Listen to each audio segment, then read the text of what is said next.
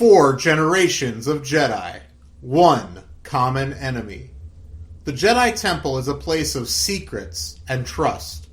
Inside its walls, a legacy is passed down from generation to generation of peace, justice, and strength. But that legacy can be broken. Sometimes the greatest enemies rise from within. Lorian Nod is a promising Jedi apprentice. A Padawan named Dooku is his best friend. Under the watchful eye of Yoda, they are preparing to become Jedi Knights. Dooku knows their fate is intertwined, yet he is not prepared for a turn of events that reveals the dark side to him for the first time. Years later, Dooku is a Jedi Master, and Lorian Nod is a pirating outcast. With an unforeseen desire for revenge, Dooku works to thwart his former friend, even if it means crossing his own apprentice, Qui-Gon Jinn.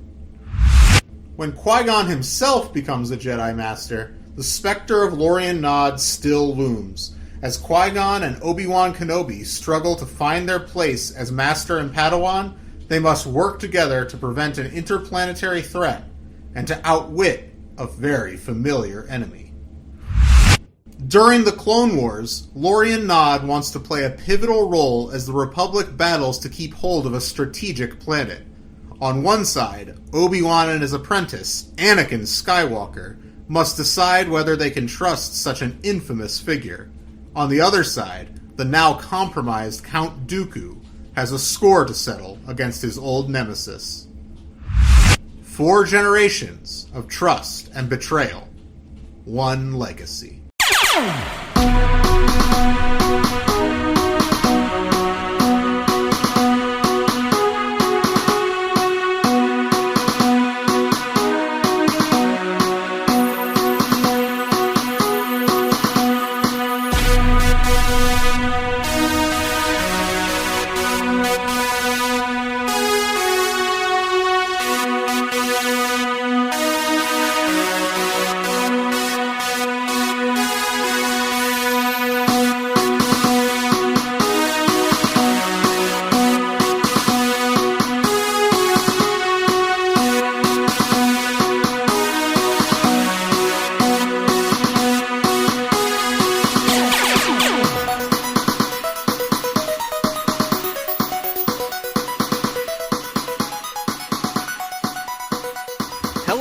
Younglings, and welcome back to the Padawan Library, the galaxy's only Jude Watson appreciation podcast. Yep. And boy, are we going to be doing some schmoozing today of some Jude Watson. We are going to be gushing over Jude Watson today because today we're reading Legacy of the Jedi. Legacy of the Jedi. Legacy. This book, of course, covers a brief little intro to this book. If you yourself did not read it, this book covers 4 different time periods, starting with a Jedi apprentice of Count Dooku, a very young Count Dooku, when he's 13. Then we go into Dooku Qui-Gon. Then we go into Qui-Gon Obi, and then to Obi Anakin. So this book, incredible book. What was your name again?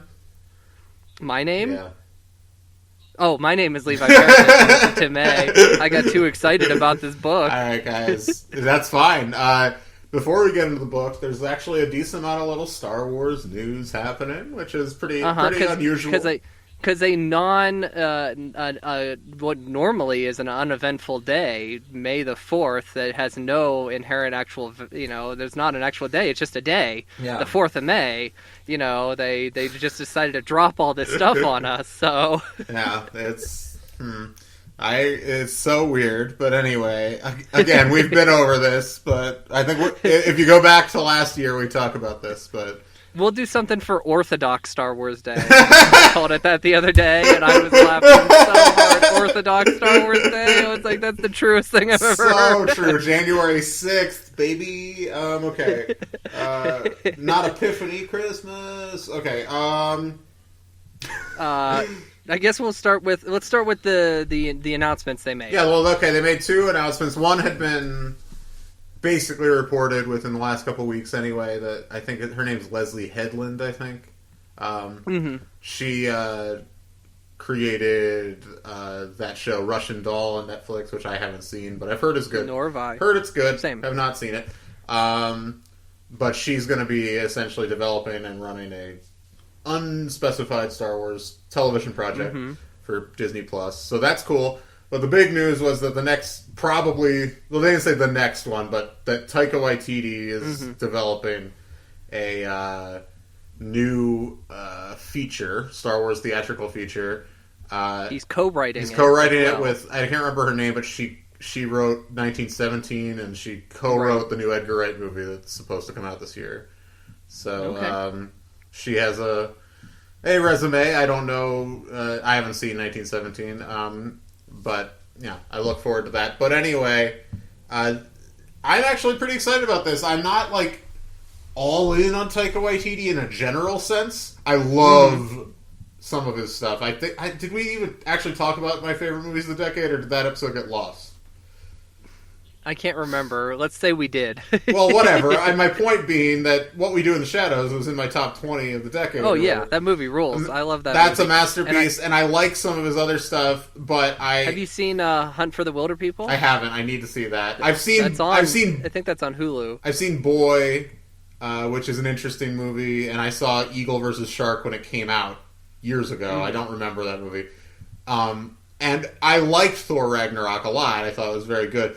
But I would say if this happened before the episodes of Mandalorian he directed, I agree. I would have been a little suspicious of this hiring, but he completely nailed that, and like the timing of this was great because they put out that the behind directing episode. The directing episode of what's it called? Disney Showcase? Something like Disney, that. I feel like we talked about this for 10 minutes last week about what it's called. But anyway, just call it the making of the Mandalorian. This making of Mandalorian series started on Monday, of course, and the directing episode, and like the things he said about Star Wars and that. And obviously it was evidenced by his work in those episodes, which I believe I called the best Star Wars movie since 2005. Was the two episodes he directed, the finale, basically. But like what he said about how you inject humor into Star Wars and like that you don't want to be making fun of it, which is kind of what he did with Thor, which I get why that happened because like those movies had just not been working, and I think he needed to do that with that. But I will say generally as a fan of say Thor as a comic book, Walt Simonson for life, I would love to see a serious take on Thor that was actually good. And you get a little bit of that in Ragnarok near the end of that movie, but my point being that he seemed to just also I think his sense of humor, which is about like weird creatures and stuff. I think he enjoys that kind of thing. So I think he's a good choice for this, and I'm just excited. They already have a pre-existing working relationship with him from Mandalorian, so I feel a lot more confident in. And his thing was well received, unlike unfortunately our beloved Last Jedi. So I have a lot more confidence that he's going to be able to take it all the way and actually finish this. But he has Thor 4 that he's making first. Right, he's got to do Love and Thunder first with, of course, Natalie Portman. Yes, of course. That's going to be like 2 years, or so, 2.5 years. I don't know what I don't know when they were planning on starting production. Whether that might not have been till the end of the year anyway. That was planned. I don't know, but regardless, that's a while off. So like. Is it just me, or I've been kind of like relieved with the fact that there hasn't been like a lot of Marvel movies. I love it lately. Like I love it. It's toned down. First of all, Endgame. I feel like I can completely ignore it now. Endgame is an ending, a fairly definitive one. I don't have a lot of excitement for anything in the future because all the characters that I like, they kind of wrapped up their stories.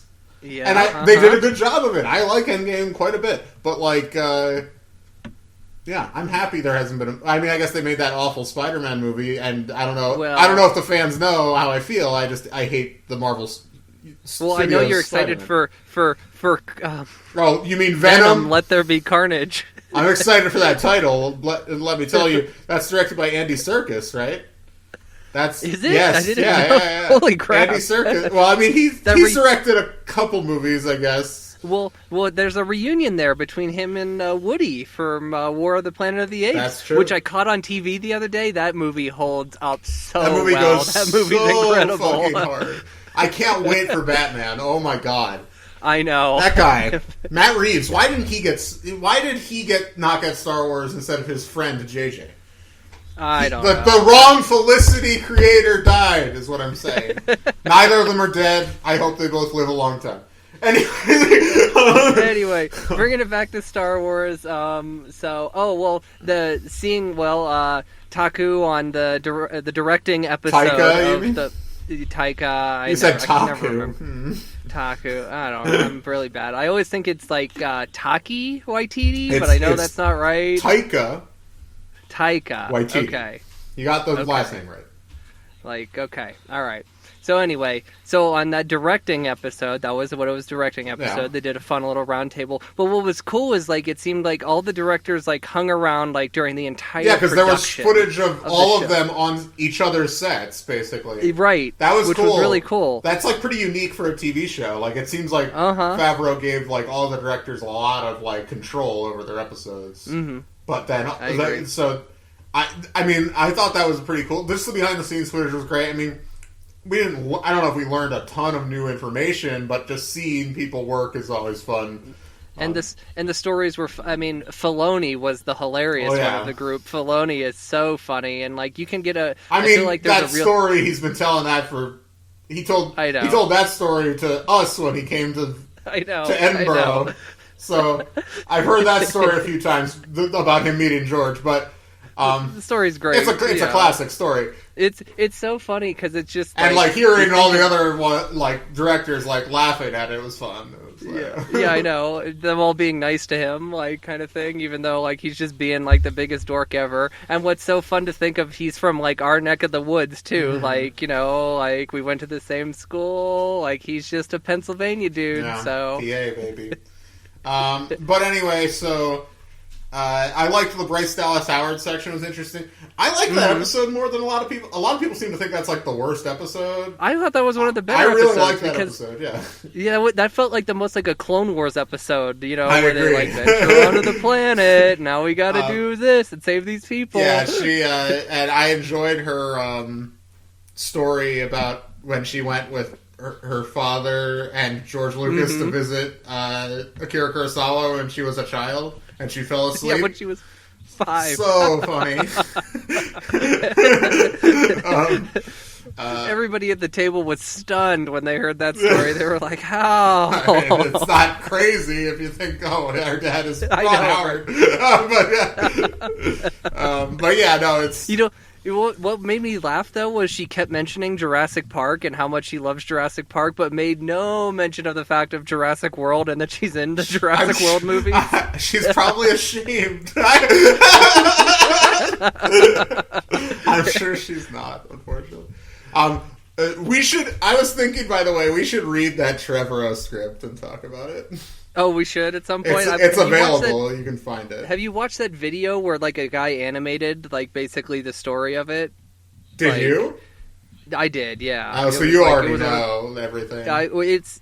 I would not say that it's a better movie than Rise of Skywalker, but seeing what that story was and what we got, I wonder if there is a good solution to it, something halfway between the two or something. Yeah, Well, I'll read the script at some point in the next few weeks, and we can talk about that when we have a dead week for news. But anyway, yeah, because I saw his short Jurassic Park short that came out last year. Did you see this? No, it's I on didn't. YouTube. It's not bad. I was like, don't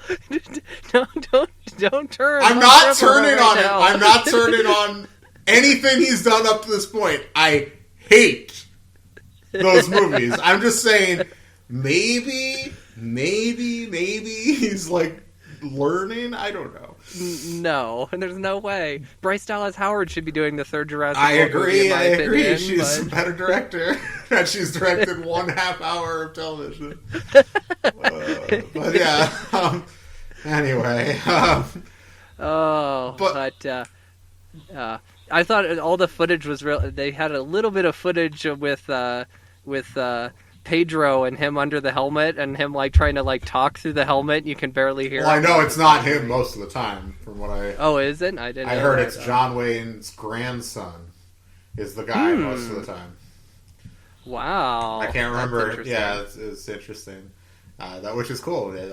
Connection to Hollywood history. Love it. That is very interesting. Anyway, what was I gonna say? There was something about that stuff. Yeah, I'm really looking forward to the rest of these. I wish they were coming out weekly. It's not the same as a TV show. They could just dump these, I feel like. So wait, when are they coming out? I think Mondays, I guess. Or are they gonna... Okay, alright. Maybe they'll come out on Fridays from now on, and they just did it for May 4th or whatever.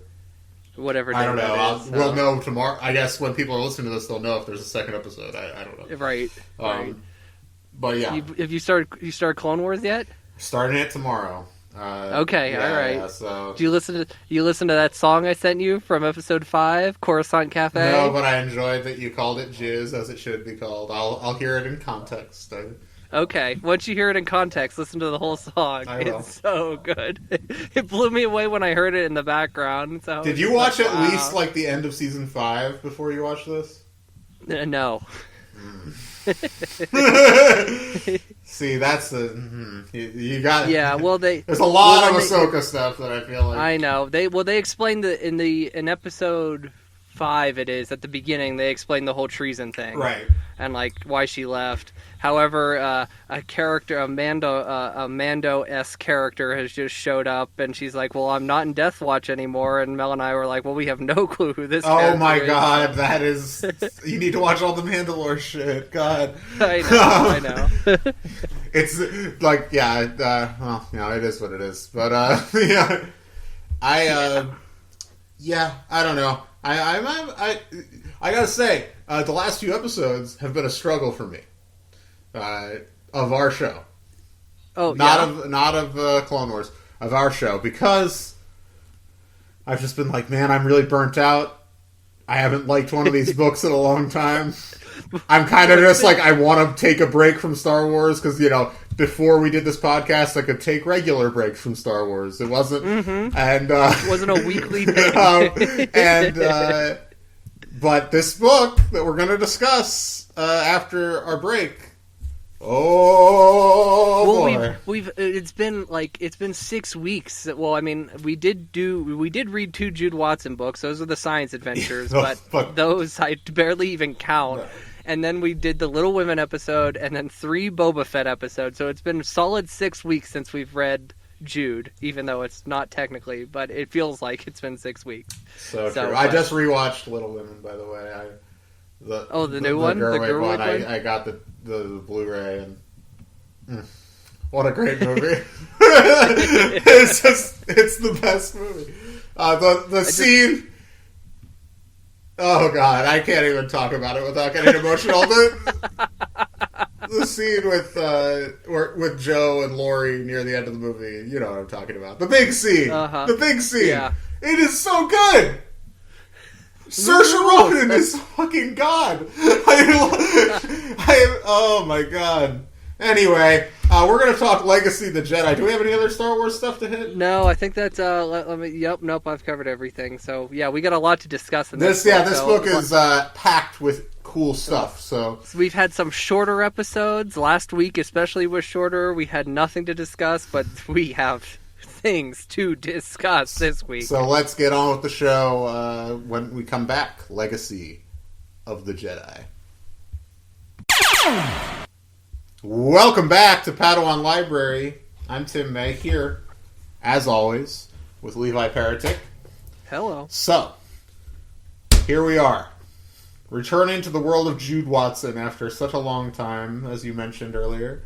And we are deep in the world of Jude. This book does not it's not like an entry level you can just enter into this book. It's close to like a finale, honestly, in some ways. Oh, Especially for like, I'm curious to see what the next book will be like, Secrets of the Jedi. But like, this felt like a finale of Jedi Apprentice, in a way that Jedi Apprentice didn't. So that's true. Even though I really liked the 2 special editions a lot, the second special edition, I guess, was the real finale. We'll get to the finale part of this because the Jedi Apprentice section of this book had me in tears. Yes. By the end, the last couple pages. Oh my gosh! A certain couple characters were mentioned, and like that alone, like just brought the tears. I was like, listen, we complain a lot about doing this show, or maybe it's just me that does for the most part. At least publicly. Let's not pretend like you're not in on it. But reading this book, it just. There's still more Jude to come, and I'm looking forward to it, but, it helps you take stock of just what an incredible journey this has been. And I'm just very grateful that we decided to do this. Yep. And this book. And I'm really glad that we decided to do this, and that there is somebody within this realm of books that, brought a level of just, seriousness and quality to it, and who wasn't afraid to, explore. And that's what Jude does. She's explored, she's built her own world, and she just always brings just a fine level of quality that never diminishes.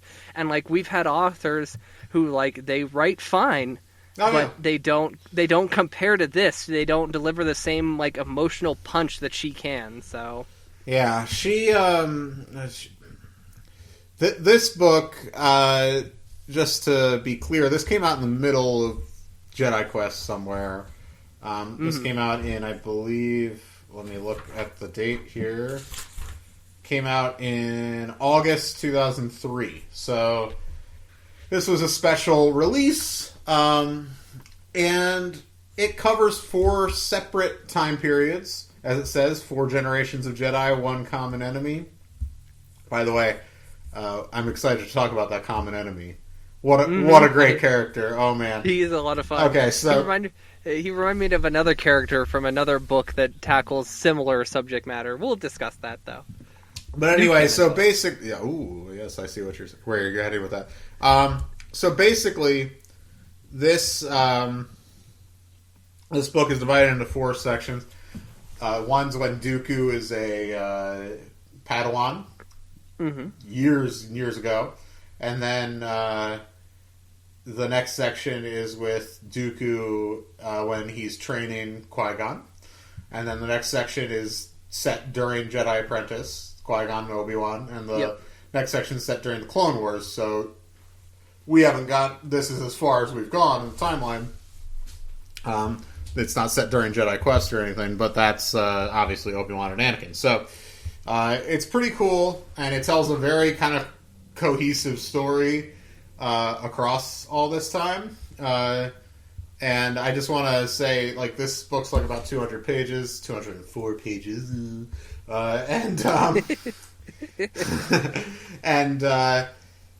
it tells a sweeping story. It really does.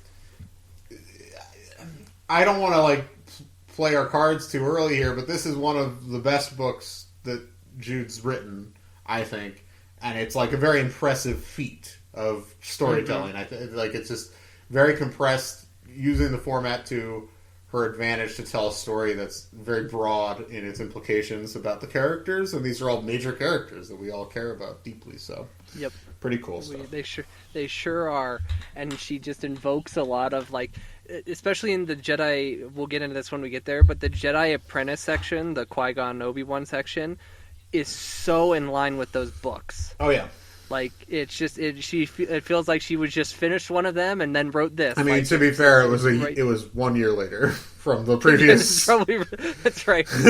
She's written so many books. You think she took a huge amount of time to do it, but she was cranking them out monthly. So yeah. Well, I guess let's. Oh, you want to talk about the cover for a minute? Oh yeah. Well, you have an omnibus version that's this book and Secrets of the Jedi, so it's a different cover. But this cover, which the artwork is by David Mattingly, and it's designed by Kirsten Geiss. Whenever I hear Geiss, I think of 30 Rock. Kathy Geiss. Kathy Geiss. I'm sorry, Kirsten. I'm sure you're not like Kathy Geiss. Anyway.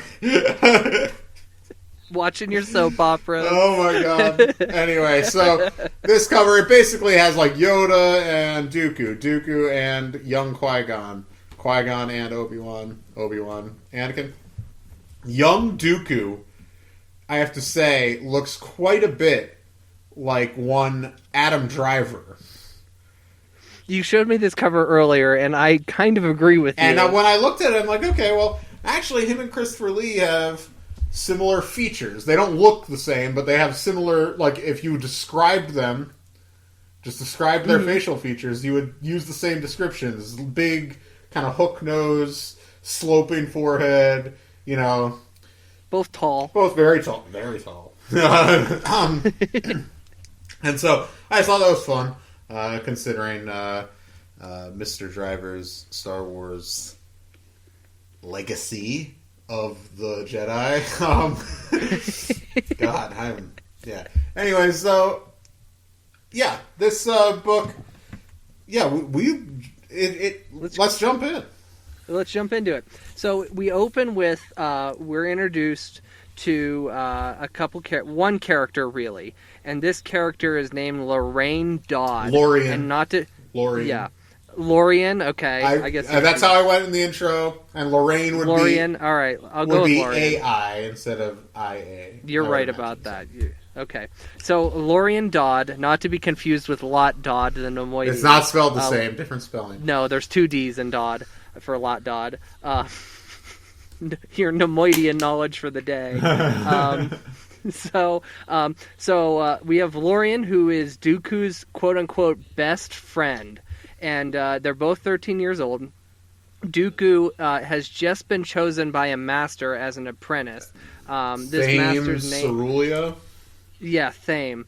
And for whatever reason, Lorian gets the idea in his head that they should go into Thame's private quarters. Now, in the Jedi Temple, there are locks on the doors, but nobody locks the doors. There's no need for privacy in the Jedi Temple. There's trust between all of them.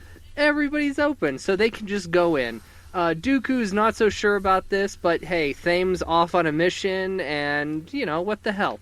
So they go inside, and they find a book about opening Sith holocrons. And it's at this point that they're just like, okay, we gotta get out of here. They get out, and then the next day, Dooku is walking through the temple. He's going to the Room of the Thousand Fountains. No. He likes that place just like everybody. Who doesn't love the Room of the Thousand Fountains? It's the best room. It's like Yellowstone National Park. Everybody loves it. Exactly. Universal approval rating. So he hears some other Jedi students talking about, a Sith holocron was stolen out of the archives.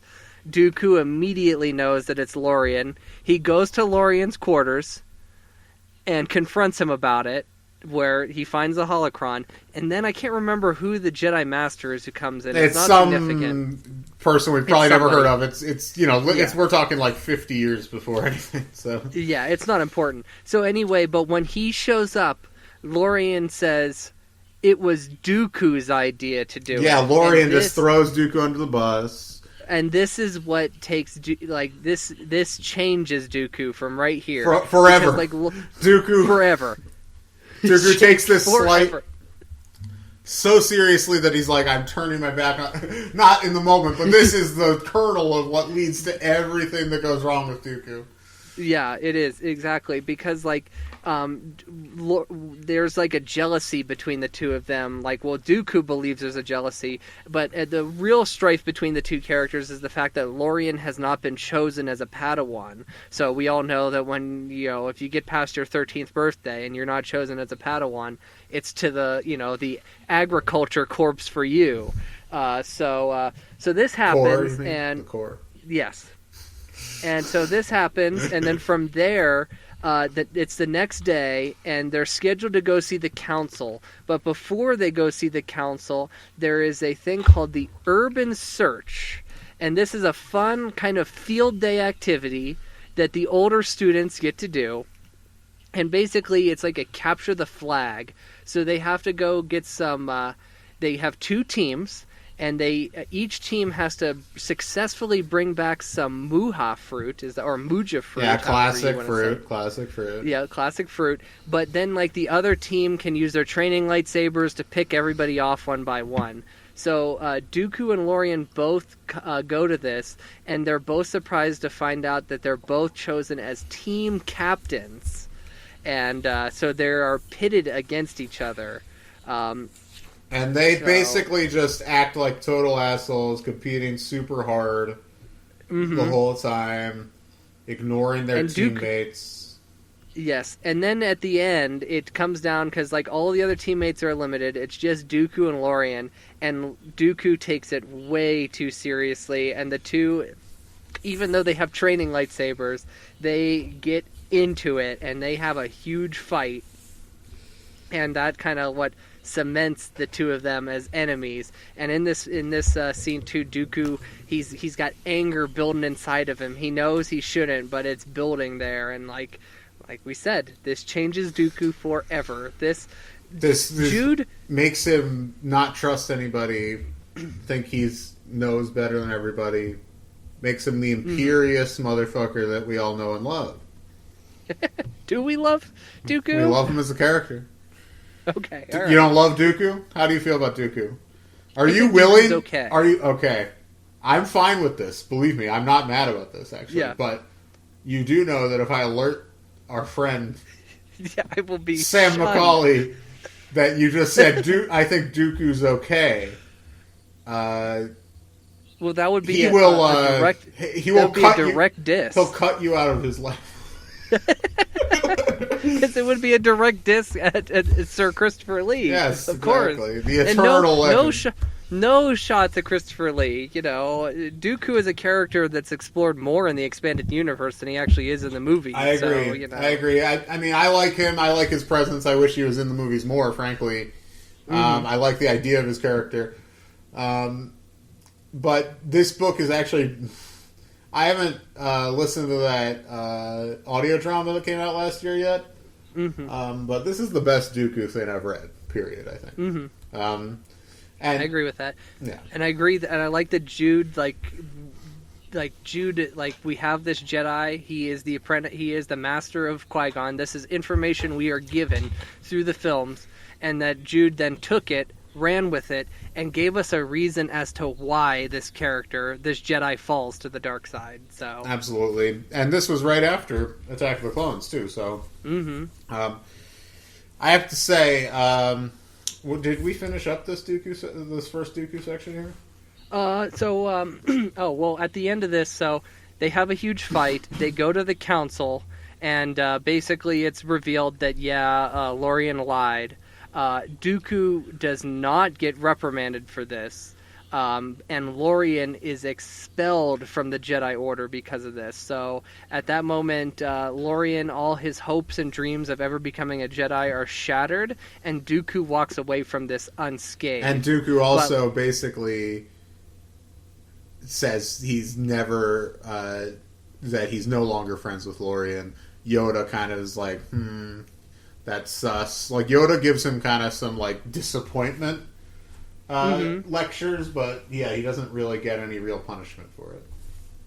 Right, and at the end of each of these sections, with the exception of the final section, they have, like, this moment that's, how would I describe this? Because it's not like a chapter heading above it. It's like a little epilogue for each like an epilogue section, that's a little bit after, so... this is where Yoda kind of calls Dooku out, and what is a recurring theme here in this book too is like at the end of each section, one of our characters is basically told like not so much like a flaw, but like an aspect of their personality, and how that person telling them that view that person gives them, how that affects them later on in life. So this one here is between Dooku and Yoda. So, Dooku was blindfolded and playing with a seeker when he felt the presence enter a room. He knew it was Yoda. He could feel the way the Force gathered in the room. He continued to play with the seeker, swinging his lightsaber so that the wind batted it gently, teasing it. He circled, listening and moving. He knew he could slice the seeker in two whenever he wanted. Yoda had not spoken to him since Lorien left the temple. Dooku passed the time waiting for Thame to return, performing classic Jedi training exercises. Classic Jedi training exercises, wanting to impress the council with his commitment. Of your ability, sure you are, Yoda said mildly. Yet, between sureness and pride, a small step it is. Dooku stopped for a moment. He wanted to impress Yoda, not provoke a rebuke. A seeker buzzed around his head like an angry insect. Fitting it is blindfolded you are, Yoda continued. Pride it is that blinds you. Your flaw, pride is. Great are your gifts, Dooku, mindful of your talents you do not possess, as well as the ones you do... the ones you do, you must be. Ooh. If we were still doing that weird Yoda syntax segment, there you go. That would ding, that would ding, definitely ding, ding, ding. Dooku heard only the slightest whisper of fabric, Yoda's robe, as the Jedi Master retreated, the Force drained from the room. Dooku was not used to criticism. He was the gifted one. He knew he was the one the teachers always pointed to as an example. He hated to be corrected. Coolly, he struck out with his lightsaber and severed the Seeker in two. Is this how you would have felt if one of our film professors had given you a bad grade on assignment? Maybe, perhaps. Very that well. last paragraph applies so truly to you. I feel like, I mean, because I remember. This is just. Oh Lord! Listen, I'm not going to go into details here. Relax. Okay. But I remember our first semester as film students in our sophomore year. You had wowed everybody with your first project, which already dubious that it wowed anybody, frankly. And I'm not taking shots at him. We've talked about this in private.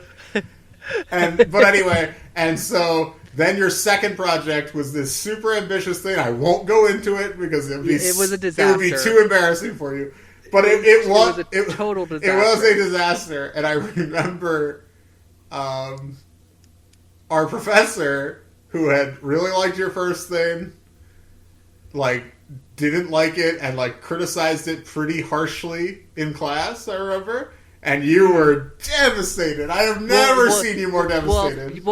Well, let's talk. Well, you don't remember exactly what he said to me, and I do. This is what haunts me about. Oh boy, I didn't need to get too deep. So he had fallen on ice. Do you remember he had fallen on ice and he was walking with a cane and he was on painkillers? Yes. And I remember there was some talk that he was grouchy, because of it.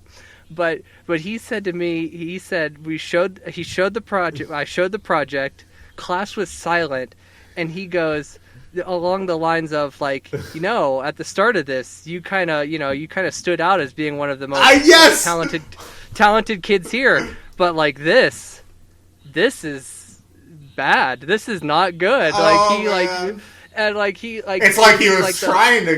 was pulling a Yoda, basically. He was pulling a J.K. Simmons and Whiplash on me. Well, what he was I doing. wouldn't go that far. It's not quite that bad, but yes. but yeah, it was a mixture. I'm saying the way, specifically just the way you. He was the gifted one. He was the one teachers always pointed to as an example. Whatever, it's fine.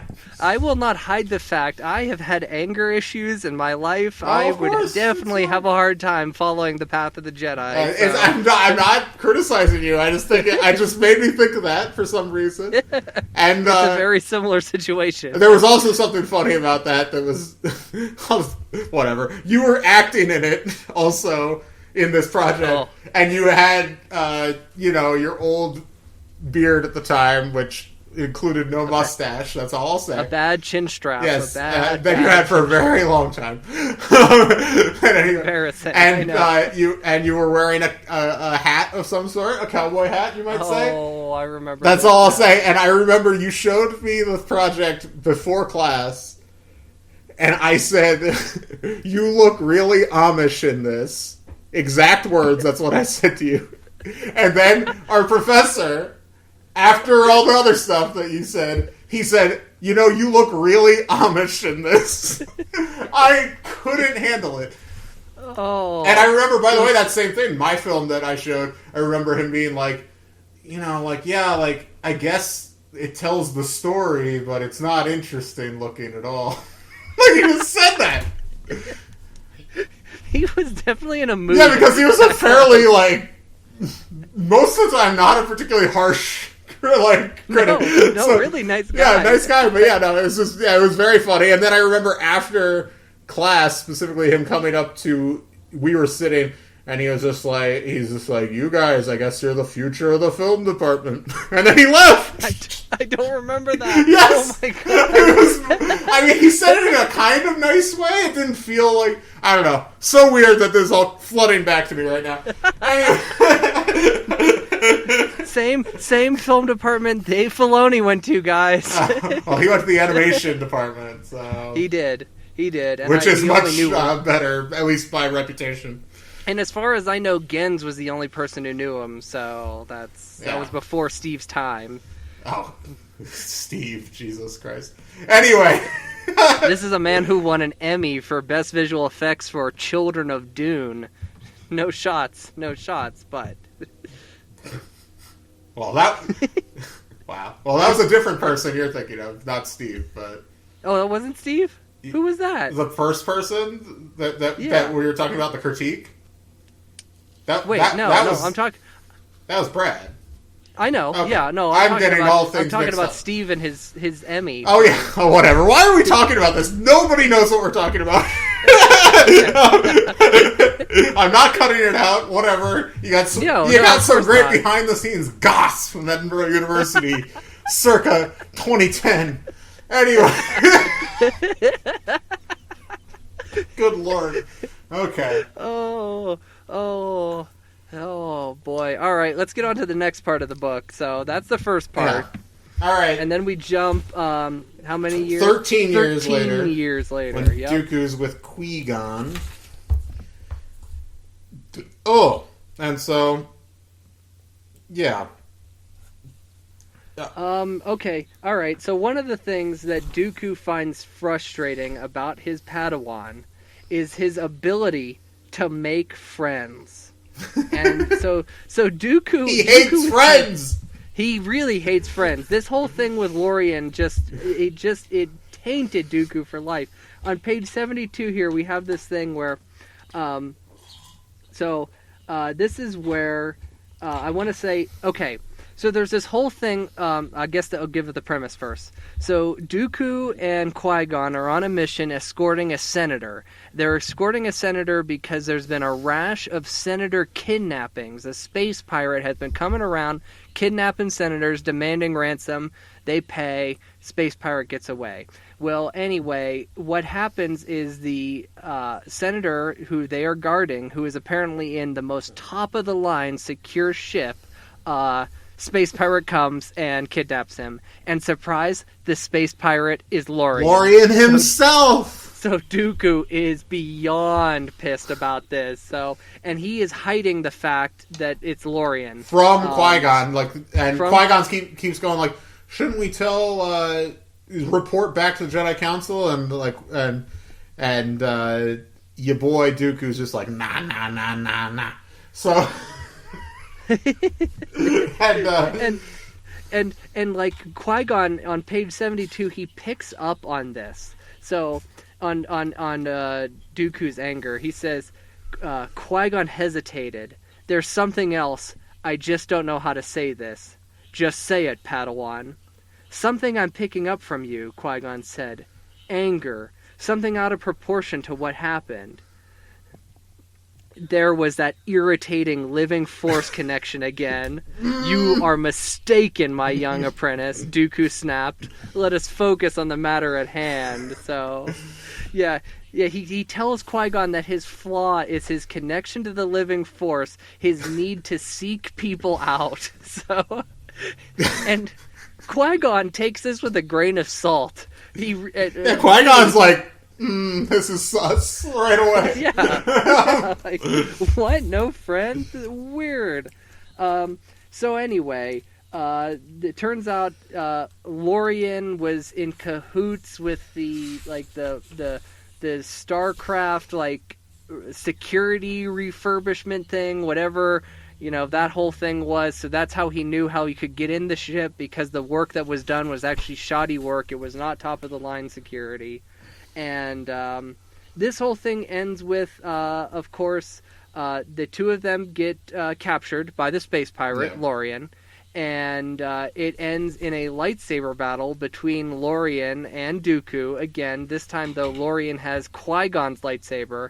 And since Lorien is out of practice, Dooku bests Lorien in the lightsaber and is about to kill him whenever Qui-Gon, who is in handcuffs in the center of the room, is crying out to Dooku, "Yo, this is not what we do, Master. What's going on?" And it's in that moment Dooku has his moment where he was like, "Okay, you're right. Let's take him in." So they arrest Lorien, they bring him in, Lorien goes to prison. So there's the little epilogue here I wanted to read.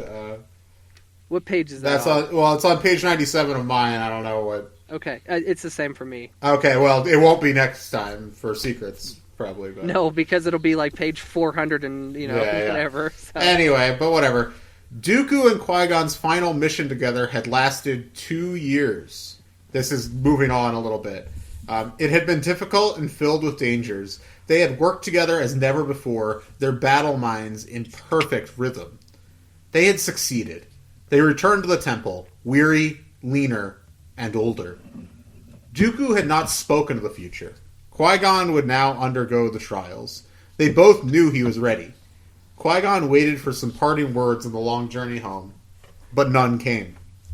They passed from the landing platform into the great hallway of the temple. Almost immediately, Qui-Gon saw a familiar form ahead of his head. Almost immediately, Qui-Gon saw a familiar form ahead, and his head lifted. Tall had come to welcome him. They had not seen each other in years. They walked toward each other, and they clasped each other's shoulders in their old greeting. Qui-Gon searched Tall's striped green and gold eyes, needing to see that she was well and in good spirits. No mention of her honey skin. No, but we all can picture it. She nodded to let him know this was so. "You're tired," she said. "It was a long mission," he admitted. He could feel Dooku waiting impatiently behind him. They were scheduled to go straight to the Jedi Council for their report. Tall, too, felt his master's irritation. She nodded a quick goodbye and mouthed later. Qui-Gon turned back and walked in step with Dooku. "I see your old friendship has not died, even after all these years," Dooku said. "I trust Tall with my life," Qui-Gon said. Dooku was silent for the entire length of the hallway. "You have been an excellent Padawan, Qui-Gon," he said at last. "I could not ask for a better one. I will tell the Council this as you face the trials. But I will not tell them this. You have a flaw.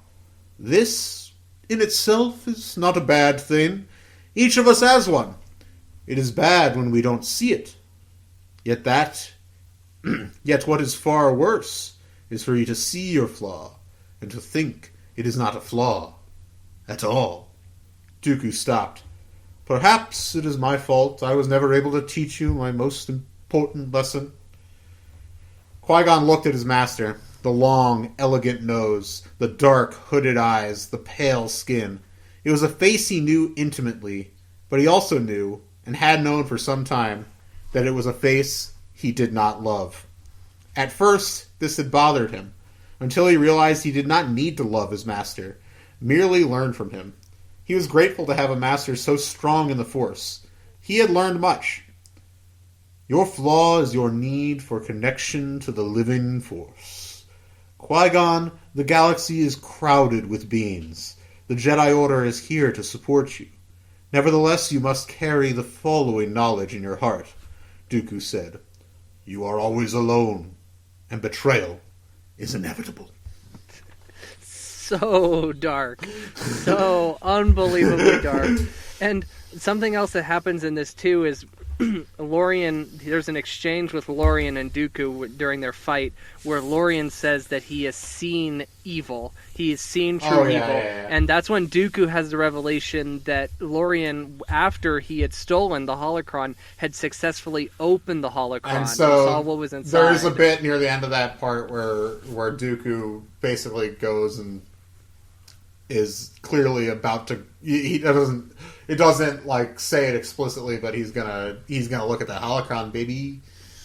He is, and the slippery slope of Dooku is like here, like it's there. It's everything downhill from there.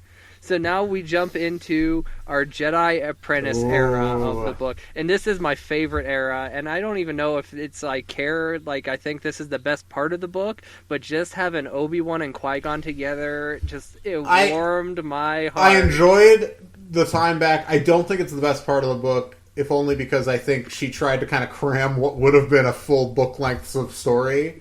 Like, with the huge, conspiracy plot and everything. Like, it's just so deep. Like, it's like, okay, so wait, this is... Okay. Like, the plotting just moves so fast that it is, like, a little rushed. It's like, this would have just been a full Jedi Apprentice book. But it was still very nice to be back with those characters. You know what I realized in this book is one of Jude's favorite plot devices? What? Companies being fronts for evil. Oh yeah, well that's literally every villain is basically that, which is fine. Fair enough. But yeah, so yeah, no, this story basically it's okay. I have in my notes here that it is post Melita Dawn. Yeah, so it's sometimes that's important. It's like only a few months later. It sounds like right. It's very recent. Melita Dawn's happened. I'll say this about that before we get into it. I just want to say, and I think it was a logical place to set this part. But I will say that so much of the fallout of the Melita Dawn stuff had already been fully explored in so many different ways that I was a little bummed that that's. I was like, there's like 6 or 7 years after the end of Jedi Apprentice before Phantom Menace that is unfilled by Jude. Mm-hmm. So I thought I thought we were going to get something in that period, but I was fine with this because it made sense for the overall story of this book. But I was like, we've kind of reconciled everybody's feelings about that in the main series already. But yeah, it's fine. I agree with you there. But anyway, so yeah, this is a few months after Melita Dawn. And if you guys don't remember and you haven't read the books, then Melita Dawn was when Obi-Wan left the Jedi Order to essentially join a resistance group on a planet called Melita Dawn, with mostly a resistance group made up of children, the young, I believe they were called. Mm-hmm. And then one of his friends was murdered and all this stuff. Sarasi, yes, great character. That's one of the great high points of all of Jedi Apprentice. So go back and listen to those episodes or read those books for sure. Mm-hmm. And there's a moment here too where I'll get into the story plot here. So they are on a transport. They just finished the mission, and they stop on a planet for fuel. This is like a passenger transport. They're not like on their own transport. So they stop off at Junction 5. And they're walking around, and they immediately sense fear everywhere. They know something's up. So the setup here is on page 105, and I'll just read the setup here. This is a classic Jedi Apprentice setup. All right. So this is Tall speaking. We have been monitoring the situation on Junction 5, Tall said. The planet has not asked for Senate or Jedi help, but we are prepared for it. For many years, Junction 5 has maintained a rivalry with its moon, De La Luna. For several years ago, Junction 5, that De La Luna was developing a large-scale destructive weapon capable of wiping out cities with one blow. The citizens of Junction 5 called it the Annihilator. They live in a constant state of fear that it will be used one day. The problem is that De Luna denies the existence of such weapons, and the talks between the two governments stalled. Because of this, great fear has gripped the population, and that there are rumors of spies and double agents trying to undermine the government and prepare for a De La Luna invasion. And then also, because of this whole thing, The government has instituted a crackdown with the help of a security force called the Guardians. They have infiltrated every aspect of the citizens' lives. Nothing goes unrecorded by the government. All computer use, all comm use is monitored. At first, the citizens voluntarily gave up their privacy in the face of a great threat, but I'm afraid the Guardians have abused their power over the years, and now they really run the government. So the Patriot Act type shit. So... And then basically, what's his face? What's his name again? Lorian. Sorry, Lorian is the leader of Junction 5, which is a big shock to Qui-Gon. There is one little bit here I want to read because it's a shot at Dooku. So be careful, Tall warned. They don't like outsiders. You'll be watched too. If it's a stopover, treat it that way. I plan to, Qui-Gon said. Qui-Gon? Our connection must be breaking up. I thought I heard you agree with me, Tall said. Don't get used to it, Qui-Gon replied, breaking the connection. He didn't know what he'd do without Tall. That was the connection he trusted absolutely, no matter what Dooku told me. Oh, crushed. Never diss Tall, Dooku. Get out of here. So, basically they, what was this character? Lorian Nod is the head of... he's the head of the Guardians. Of the Guardians, basically. So he basically runs that yeah. planet, and he had been released from prison. This is, by the way, like 30 years after, 32 years after the last section of the book. So he served his term in prison, came out, claims to be reformed, and he's running this security force. And so, basically, what was this? Oh, Celia Dill. She's a woman who was arrested, who's like, I don't want to say an extremist, but she's anti-government, anti-guardian. Anti-guardian, yeah. So she's wanted, and her brother, her husband, right? Yeah, her husband. Yes. Is being harassed by huge crowds outside his house, and so Qui-Gon and Obi-Wan go to talk to him, and they kind of find out. They do team back up with Celia, and they find out that there's this giant. The Guardians basically are lying to the people of Junction 5 that this moon, De La Luna, doesn't even have this super weapon. There's no weapon of mass destruction. The Patriot Act is bad. It's 2003, baby. And so, and so basically, they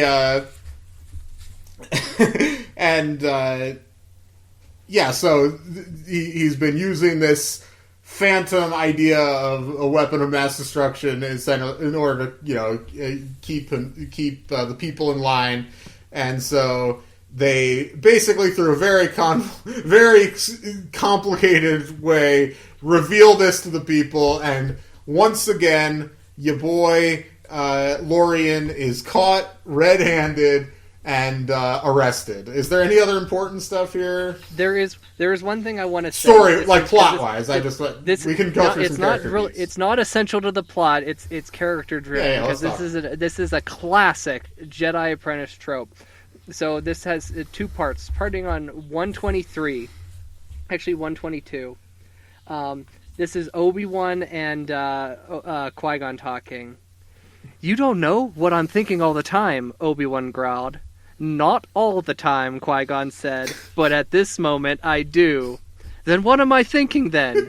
You were thinking about that turnover at the cantina, wishing you had time to finish it. Obi-Wan groaned, turned his face into a sleep roll. I'm too hungry to argue, and I'm going to sleep. So, a growing boy. Classic. Growing boy is always hungry. And, so then this goes on later on at the end of this. Before the epilogue, actually, I'll call back to that. Yeah, on page 144, I think. Yeah, 144. Qui-Gon saw the flash of pleasure in Obi-Wan's eyes. He is no longer afraid of displeasing me, Qui-Gon thought. Good. Shall we board? Qui-Gon asked. Of course, Master.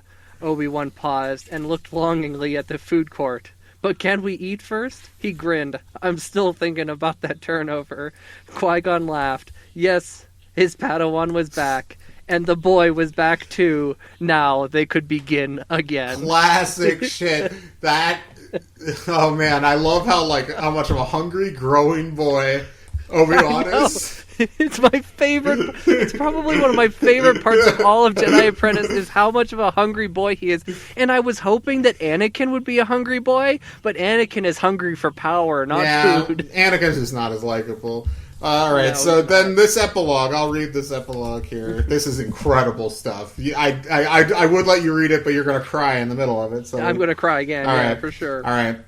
He had not known the Jedi cruiser to Naboo was taking him on what would turn out to be his final mission with Qui-Gon. Yet they had both understood that the time was coming when Qui-Gon would recommend him for the trials.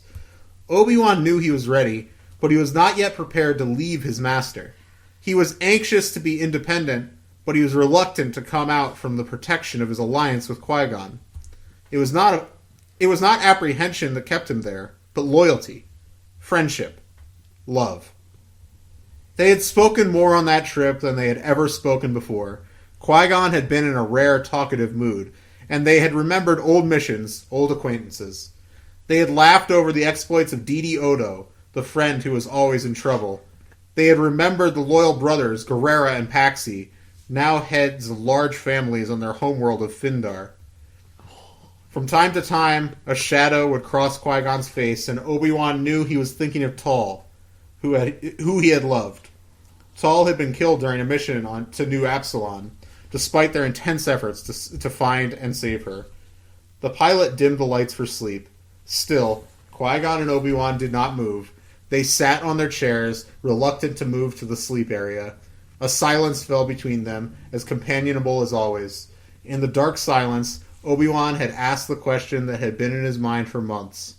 Master, can you tell me something I am lacking? Something I cannot see that I need to work on? He could not see Qui-Gon's face clearly now. Do you mean a flaw, Padawan? Yes, you have told me that I worry too much, and I've tried to work on that. Ah, you mean you've worried about worrying too much? Qui-Gon's voice was light. He was teasing him.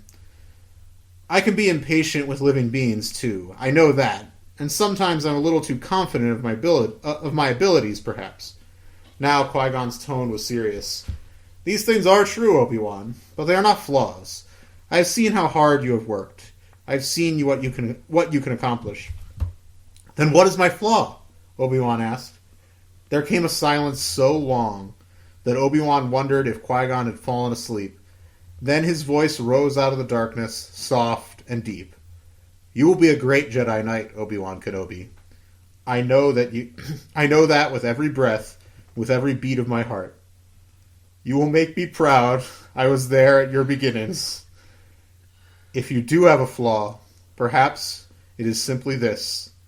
You wish to please me too much. Ooh.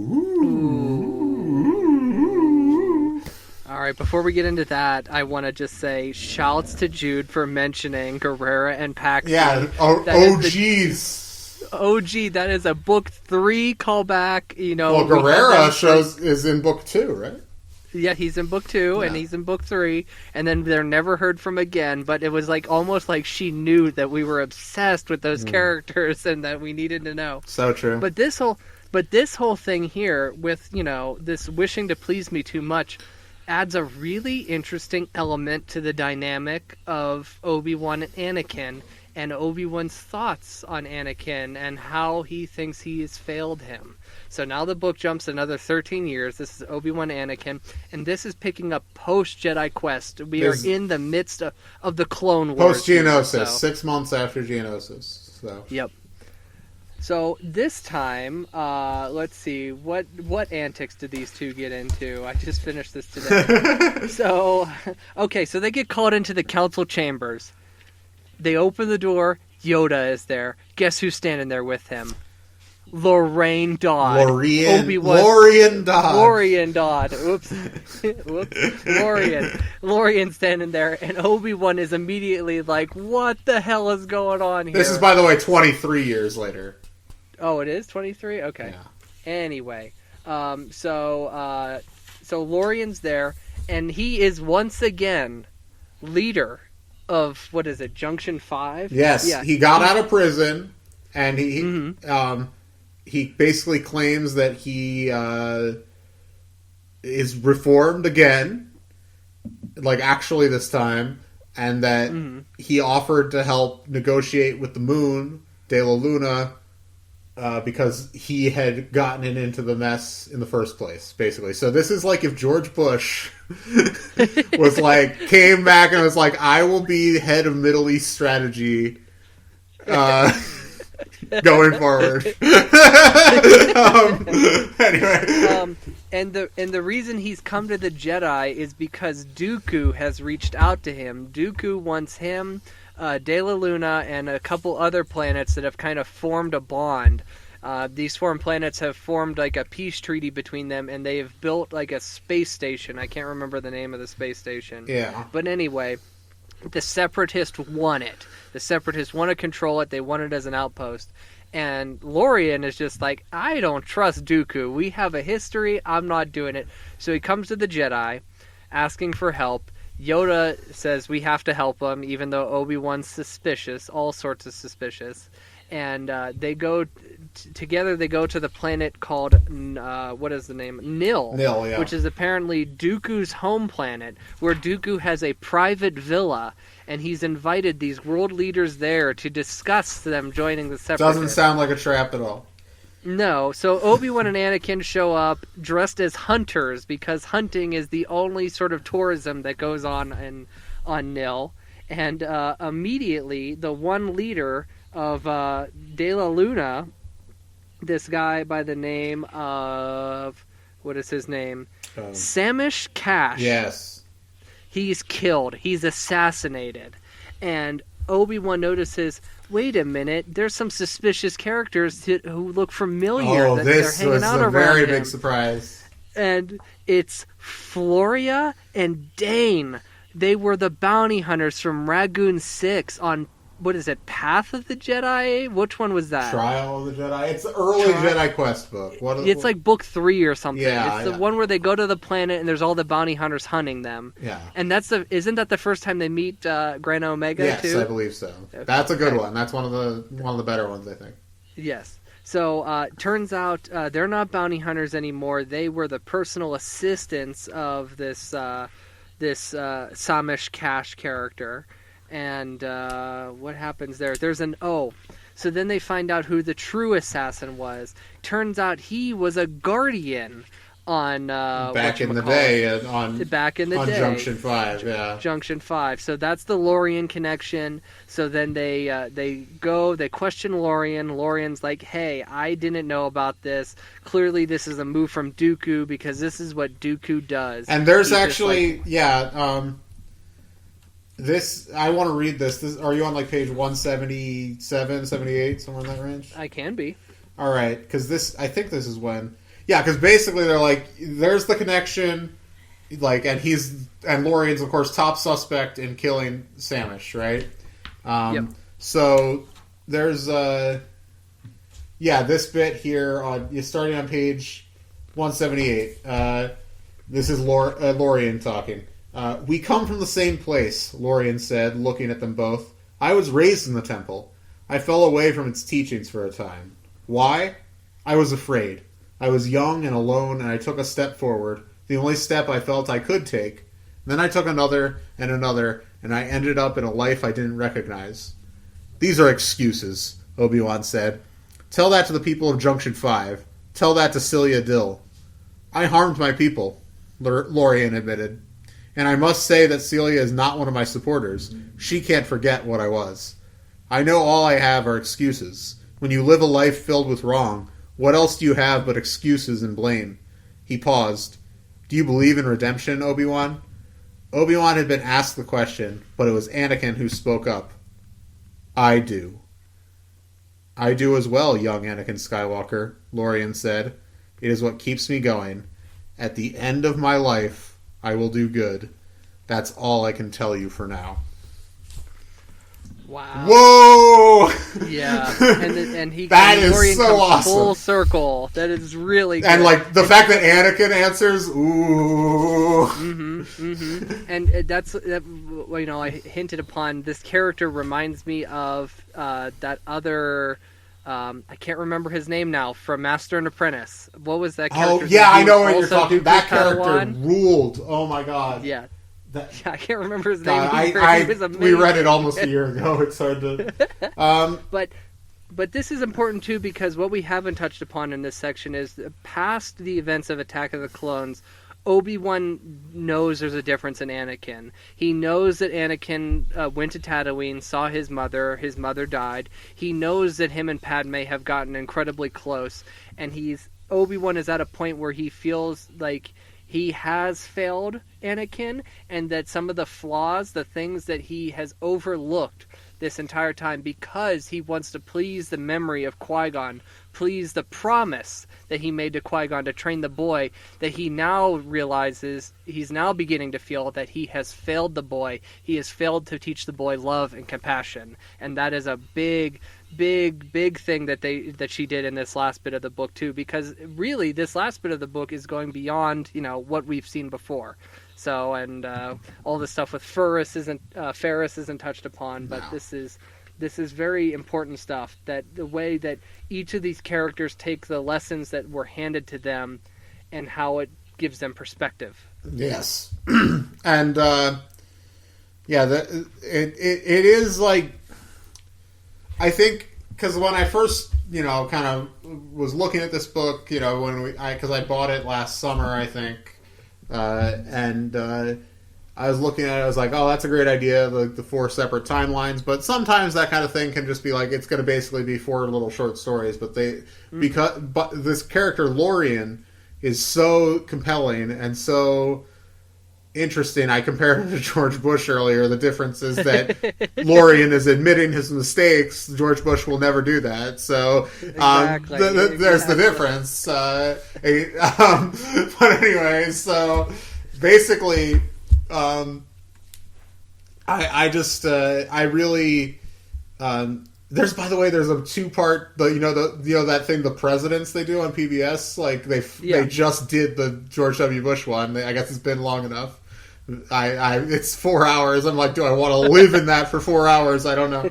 Anyway, I just saw it was on there. I was like, will I be do I want to just be mad for 4 hours? I don't know. Anyway, so, but anyway, what was I talking about? Lori?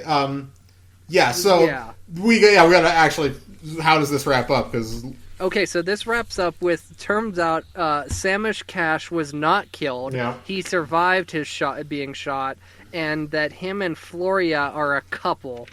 And basically, since he's alive, they decide they're going to go to the meeting with Dooku and surprise Dooku, because Dooku thinks he's been assassinated. This isn't a surprise to Dooku.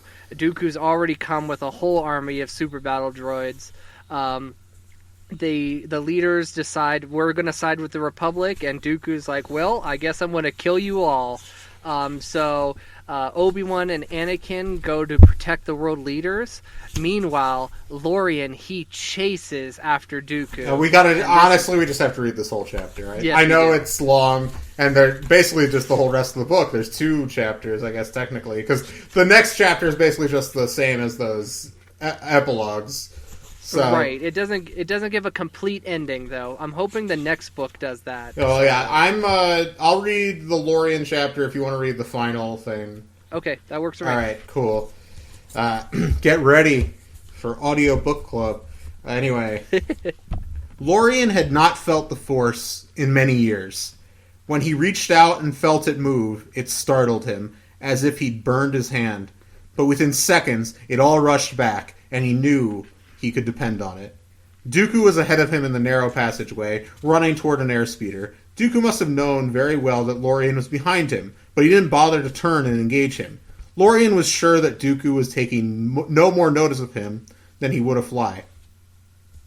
He had no time to think of strategy. He knew Dooku was vastly more powerful.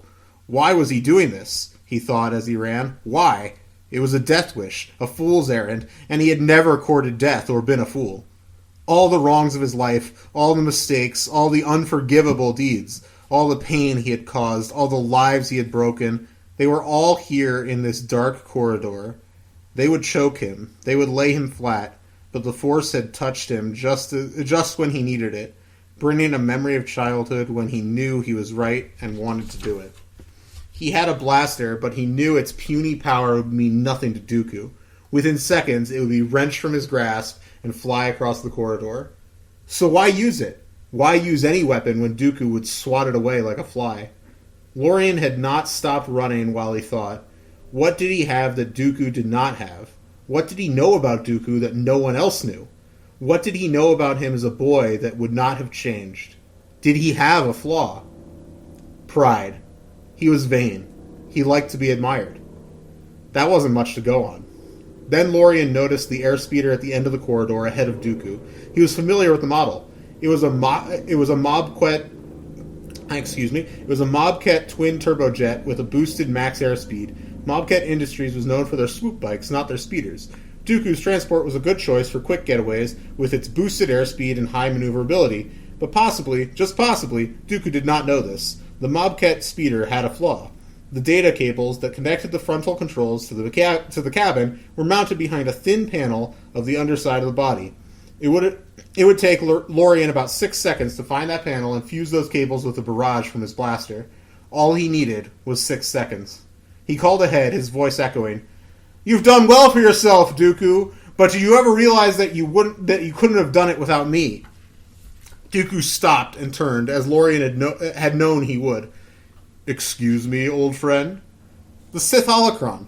You accessed it, didn't you?" "Sometime later. You could never stand it if I knew something you didn't." "Why shouldn't I have accessed it?" Dooku asked. Lorian kept moving forward. "Of course you had the right, yet you never would have had the courage if I hadn't done it first." Dooku laughed. "You are unbelievable. Don't you realize how tempted I am to kill you? And now you're provoking me. You certainly live dangerously, Lorian." Lorian had circled around Dooku and stood near the speeder. Dooku was not afraid of him. He would allow him to come as close as he wanted. Lorian leaned against the speeder, crossing his leg as though he had all the time in the world to chat. "I realize now that I was wrong when I asked you to cover for me about the holocron." "An apology at this late date? I'm overwhelmed." "I should have taken the responsibility myself. I wouldn't have been kicked out of the Jedi Order. I see that now. But now I wonder, why did I think I would?" Underneath the cover of his cloak, Lorian's fingers searched for the panel. "I find revisiting the past so tedious," Dooku said. "If you'll excuse me." He put one foot on the speeder, ready to leap inside. "Could it be that you encouraged my fears? Looking back, I find that strange. I would not have done that to you. I would not have fed your fears, but tried to allay them." His fingers slid across the seam. He had found the panel.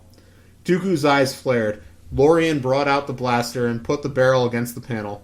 The dark side surged in a shocking display of power, and Lorian found himself flung like a child's doll in the air. He slammed against the wall and then hit the floor, dazed.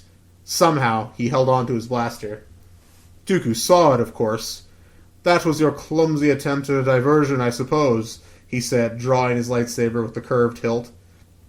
"I think I've shown enough mercy. Let us end now what should have ended then." He had one last chance, one only. He could blast the panel and prevent Dooku from taking off. Obi-Wan and Anakin would have to do the rest. If he failed, he would die. If he succeeded, he would also die. He had no doubt about that. Lorian reached out to the Force to help him. He needed it here at the last. He felt it grow, and he saw Dooku's eyebrows rise. "So you haven't lost it completely," he said. "Too bad it isn't enough." He moved towards Lorian. Lorian remembered his footwork. The attack would come to his left, and the last moment, he rolled to the right, and Dooku's lightsaber hit rock and sliced through it. Expecting an easy blow, Dooku turned a second too late, and Lorian had already begun to run. He knew Dooku expected him to turn and try to get behind him. he would not expect him to run to the speeder.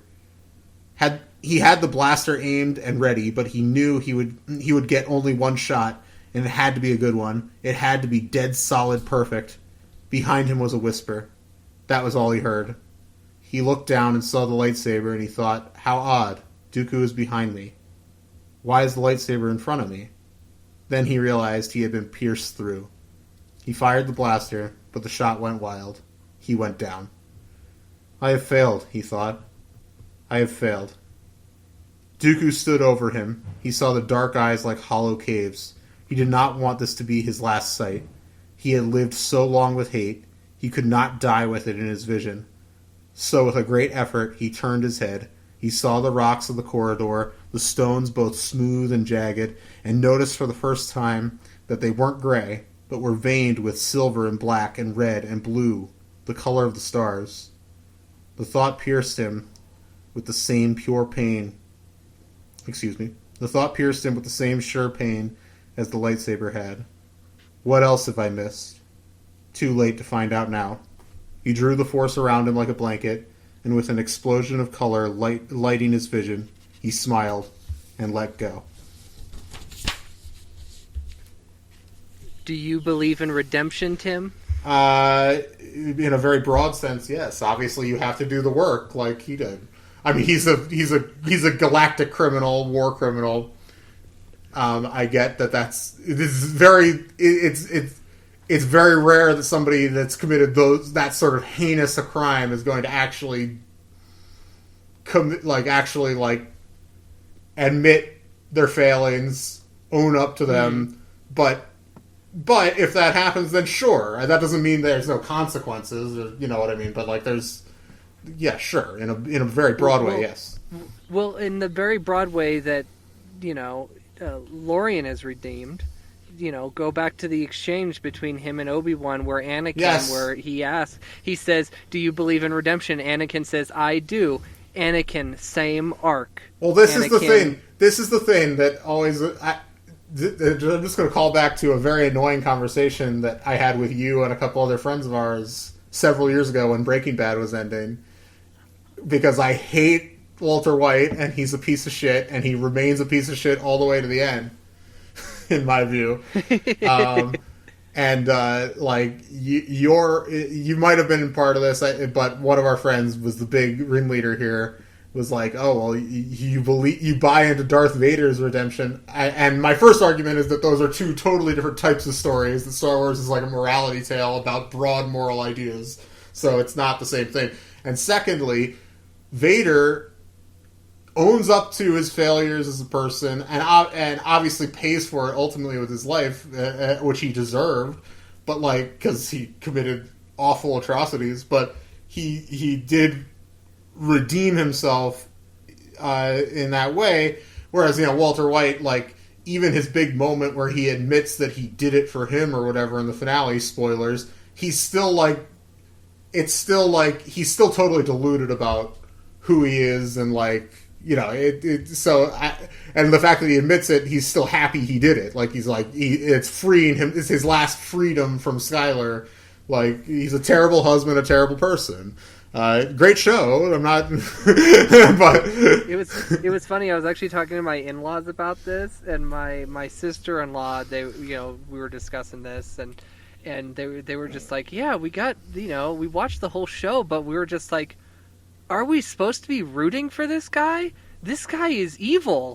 This guy is not a hero. You can be both. You can root for him because narratively it's fun to root for him, but still acknowledge that he's a bad guy. And if what he wants happens, then it's bad for all the other characters he like. He's a terrible person. I was rooting against him by the end pretty hardcore. I mean, I don't know why we're talking about Breaking Bad, but you had Hank and Jesse too, who was the actual tragic figure. People thought Walt was a tragic figure because he had cancer and stuff, but Walt, at the second he turned down his former colleagues offering to pay for all of his treatment and give him a job at their company. And all that shit, he turns that down because he has too much pride. He's like Dooku. He turned them down. He's That's exactly that's in episode 4. Like, as soon as that happened, I was like, you know what? No, fuck this guy. He's not doing this for any good reason. He has a totally legit other option that was presented to him, a perfect other option where he doesn't have to worry about anything. And his family would be taken care of and everything, but he's just like, no, he wants to be a big badass. He sucks.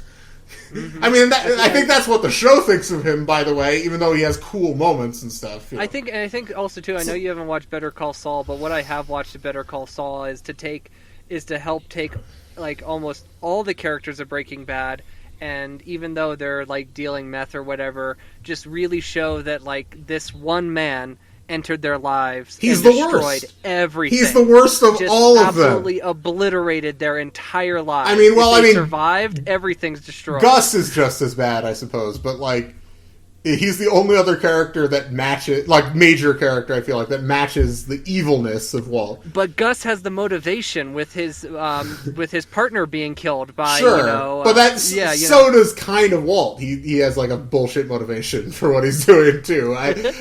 But Jesse is the actual tragic heart of that show, which is because he's, he's being exploited by his former teacher. Like an authority figure, basically, like, it's like, oh, this kid's a meth head, like, he's actually addicted to the drug they're dealing, and, like, not that he's not responsible for some of the bad stuff he does, he is, but it's not, like, but he's an actual, like, I mean, obviously that was borne out in that movie. Did you watch that, by the way? What, El Camino? Yeah. I can't remember. Did we talk about this? Yeah. Yeah, I feel like we talked about this. I thought it was great. I loved it so much. I know it got kind of a tepid response from people, but I enjoyed it. It was an extra coda. It was an extra coda to the end, but it was up there with one of the best episodes of Breaking Bad. It's just so well directed. That guy is so talented. I need to watch Better Call Saul. It's embarrassing I haven't watched it, honestly. I do too. Yeah. I hear nothing but great. I've watched half of it, and it's so much different than Breaking Bad. Is all I'll say. The pacing. The pacing is way, way, way different. I love it so that's much. What makes it great. So, all right. Okay, let's get back to the book. Sorry. So I'll read the final chapter here. We are just constantly referencing conversations and things that have happened to us like a good solid 5 years ago, aren't we? Hey, man, it's all coming flooded. Well, one of them was 10 years ago. Jesus. Good Lord. All right. I've known you too long. I know. Chapter 27. Anakin sat on the cold ground watching the streaks of orange cut through the gray. The sun was rising. "It's time to go," Obi-Wan said. Anakin rose. He was tired after having to move the hundreds of large stones that had barred the exit. "I brought Lorraine's body aboard," Obi-Wan said. He stood next to Anakin facing the sun. "We'll take him back to the temple." They found him in the corridor with a blaster nearby, his eyes open, and oddly, a faint smile on his face. There was evidence of a struggle in the disturbance in the dirt. Blaster fire had marked the rocks. They could see the acceleration blast marks from the speeder. Dooku had escaped. Lorraine went against the odds. Lorian. Lorian. I keep saying that. Lorian went up against impossible odds, Obi-Wan said. He has never been more a Jedi than at the last. "So redemption is possible," Anakin said. "Of course it is," Obi-Wan said. "As long as there is breath. As long as there is breath, there is hope." Classic Qui-Gon line, I believe. Yeah. Yes. "If not, what are we fighting for?" "I wish I didn't feel that I had failed," Anakin said. Dooku escaped. Station 88 spaceport is safe for the Republic. But for how long? What is to stop Dooku from trying to kill them again? Oh, that was all Anakin. I just should have done it in the voice. "We are," Obi-Wan said. "There was such darkness ahead," Anakin said. He stepped outside the cruiser and looked up at the stars. They were fading in the glowing light. "I can feel it. It weighs on me." "You worry too much," Qui-Gon had told Obi-Wan this more than once. Was that his legacy to Anakin? That he had tried to give him so much more? "You didn't fail here, Anakin," Obi-Wan said. "Our mission was to ensure that the spaceport didn't fall into the Separatists and to gather information. We succeeded. Dooku's villa contains valuable data." "A small victory," Anakin said, with a curl of his lip. "Can we win the war that way?" He had not reached him. Anakin had wanted to end the Clone Wars here. He wanted to destroy Count Dooku. His ambition would always be greater than every mission. Obi-Wan saw that clearly. It pierced him. He had taught Anakin everything, and Anakin had learned much. But had he missed the most important things? "I have failed, Qui-Gon. I have failed." They walked up the landing ramp. Anakin slid behind the controls. Obi-Wan sat at the computer to enter the coordinates for their journey back. On the surface, everything was the way it has always been. Soon, they would be ending their journey together. They both knew it. He had never had to bid goodbye to Qui-Gon as a master. He was still Qui-Gon's Padawan when he died. Maybe that was the reason he felt so close to him still. He did not know if Qui-Gon would have left him with words of wisdom, with a direction to follow. Now he had no way of knowing what else he could give Anakin. He had given him everything he could. It wasn't enough. Sadness filled Obi-Wan as they blasted into the upper atmosphere. He loved Anakin Skywalker, but he did not truly know him. The most important things he had to teach he had not taught. He would have to let him go, knowing that. He would have to let him go. Oh. Say, this is... Let's just wrap this into our final thoughts, because that's the end of the book. Yeah, I agree. I thought this book was incredible. Like, there is... Mm-hmm. I made some minor criticisms, I guess, earlier about, like, that I would have liked... This is more dork shit. Like, I would have liked to see more exploration of different unexplored periods of Qui-Gon and Obi-Wan's relationship, blah, blah, blah. But as far as what this book needed, it was perfect. The Melita Dawn backdrop makes sense for that. And this, it feels kind of like a series finale. I do think, obviously, Secrets of the Jedi, I believe, is the last book published, before... Of course, Last of the Jedi. But Last of the Jedi. Last of the Jedi sounds kind of like it's a somewhat compromised thing, but we'll get to it. But yeah, but this is basically the last major Obi-Wan, Anakin going all the way back to the beginning of Jedi Apprentice stuff. Mm-hmm. So I loved this. This felt like it's like Godfather 2, and to you make a hacky comparison, but it is, it has that sweep. I'm not saying it's not Godfather 2, nothing is, but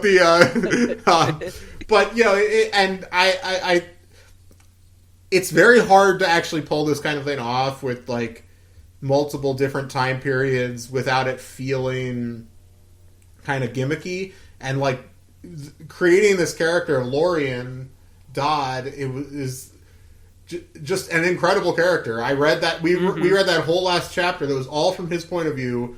This is a character we have never met before, is not from any of the movies, not from any of the previous books, and it was like we felt like we had to read his death because it was so powerful. And like this character is completely contained within this book, and it spans decades. It spans 60 years or something. Like it's very. I think it's very impressive. It's, I think, one of the best books, one of the best Star Wars books Jude ever wrote, frankly. And it's an easy conceived in midi-chlorians for me. I couldn't agree with you more. So conceived in midi-chlorians.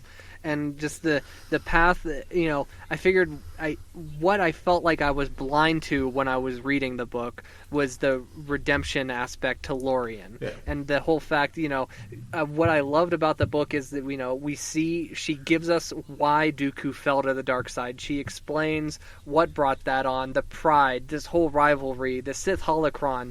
That's fantastic. And then to have Lorian, who in the most of the book, who in the two middle sections of the book is not a good guy, to then come around full circle and then have the redemption that in a way echoes the Anakin redemption. And then also with the lessons in a haunting way, because Obi-Wan's so concerned about Anakin through that whole section. Yep, yeah. In a real, yep. And then the lessons given to each of the apprentices at the end of each section, and then for the last one to resonate, with Obi-Wan, and it resonates in a way that's so interesting because it's not something that, like, yes, Obi-Wan has really feared, failing Qui-Gon's final wishes. He has to train the boy. But this book gives this little extra bit with the two of them together where he says that his main flaw is that he pleases him too much, and then for this reason, for this to echo onto Obi-Wan, and then to give kind of Obi-Wan a new viewpoint on his problems that he's having with Anakin, is just really fantastic. So this book was phenomenal, and this makes up our current hour and 16-minute discussion of this book, makes up for all of the crap that we had to deal with in the past 6 weeks. And it's not just like it looks. Everything. It's not just that it looks good by comparison. By the way, like, this is, I think, arguably the best book we've read for this podcast. Like, it's at least in that conversation, just fantastic stuff. I can't wait till we speed through these next 3 Boba Fett books and get back to Jude with Secrets of the Jedi. But unfortunately, next week is Boba Fett number 4. What's the name of that one? Number 4 is Hunted. Hunted. All right, cool. And then we'll follow that with A New Threat, and then the final book, Pursuit. So those are the next 3 weeks, unfortunately. I hope they're good. I don't know. I hope so too. It's not that I hate everything about those. They're just so tepid compared to these. It's just, yeah. But anyway, so yeah, that's next week is Hunted, the 4th Boba Fett book, and we might talk a little Clone Wars. I'm not sure if I'm gonna be totally caught up and finished by then, but if not next week, over the next couple weeks for sure. So. And also, too, if you're not finished, we can discuss, like, the arcs. Like, we can discuss the Bad Batch arcs and then the first 4 Ahsoka episodes. Sure. So, yeah. We'll see where we're at. I'm watching it with my brother, and so that's obviously, like, been more difficult unless we wanted to do the streaming thing, which it seems complicated, and we were just like, let's just wait, and he can come over tomorrow because some of the restrictions are lifting tomorrow. So. So small gatherings will be allowed again. So I'm excited for that, and we will try to catch up. But it's not going to just be us watching. We've seen each other like 3 times in the last month, so it's not going to just be Clone Wars all day, every day. So just a heads up for What? Yeah, I know. I can't believe it. Anyway, but we're gonna start catching up on it, and hopefully by 2 episodes from now, we'll be able to have a full spoilery end of the series discussion. Very exciting. And anyway, this was a great episode. So yep. So all right. Well, until the books are due back, the library is closed. Padawan Library is hosted and produced by Tim May and Levi Peretic. It is edited by Tim May. Our theme song is by the Astral Project. Our artwork is by Freddie Funbuns. Copyright 2020, Tim May and Levi Peretic, all rights reserved.